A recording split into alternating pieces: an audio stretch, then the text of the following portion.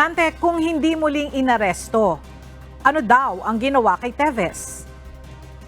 Magandang tanghali, Ella. Sa panayam ng media sa abogado ni dating Congressman Arnold Fuardi Teves Jr.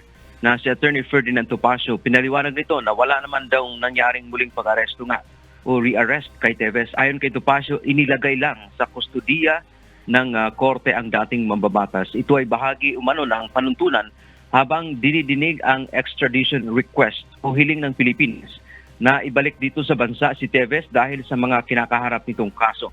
Kapareho anya ito sa ginagawa dito sa bansa. Kaya naman, binigyang diin ni Topacio na mali ang sinabi ni Department of Justice o DOJ spokesperson, Assistant Secretary Miko Clavano, na hinuli muli ng mga otoridad ang kanyang kliyente.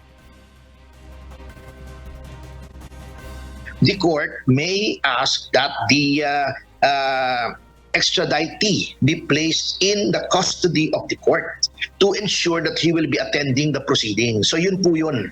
So hindi po totoo ang sinasabi ni Ase Clavano that misleading daw or irresponsible yung aking statement. Ella, dagdag pa ni Topacio, ang naging reaksyon ni Teves nung ilagay sa ulit sa kustudiya ng mga otoridad ay nagpapasakop naman ito. Wala naman daw selda doon sa holding area kung saan inilalagay ang dating mambabatas. Nang payagan anya itong pansamantalang o bigyan ng pansamantalang kalayaan ay nagawa pa nitong makita ang kanyang pamilya sa Timor-Leste. Yan man ang ating update. Balik sa iyo, Ella. Maraming salamat, Dante Amento.